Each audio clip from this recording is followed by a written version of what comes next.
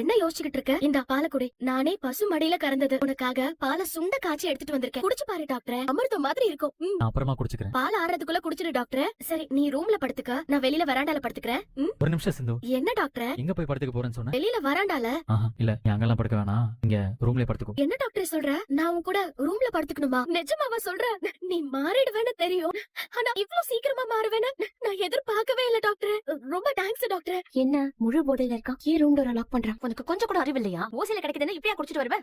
எல்லாம் எங்க அப்பாவை சொல்லணும். ஐயோ அவரெல்லாம் எதுவும் சொல்ல, அவர் மேல எந்த தப்பும் இல்ல. நான் தான் அது கல்லு குடிச்சு ரொம்ப நாள் ஆச்சு மாமா, கொஞ்சமா குடுங்கன்னு கேட்டேன். சரி அவரும் மாப்பிள்ள நானும் குடிச்சு ரொம்ப நாள் ஆச்சு, வாங்க 2 பேரும் சேர்ந்து அப்படியே ஒன்னா உட்காந்து. உண்மையாலுமே மாமா ரொம்ப தங்கமானவர். அவர் மட்டும் இல்ல பைரவி, நீயும் தான் சொக்க தங்கம். நான் ஏதோ போதையில வளரேன் அப்படின்னு நினைக்காத, சத்தியமா சொல்றேன். அந்த மாதிரி ஒரு பொண்ணு உலகத்துல எங்கேயுமே பார்க்க முடியும். ஆரம்பத்துல உன்னை பத்தி நான் என்னடவோ நான் நினைச்சதெல்லாம் தப்புன்னு என் நெத்தி போட்டுல அடிச்ச மாதிரி சொல்லிட்டேன். எந்த ஒரு பொண்ணும் நான் மாமியார இந்த அளவுக்கு பாத்துப்பாங்கன்னு எனக்கு தெரியல.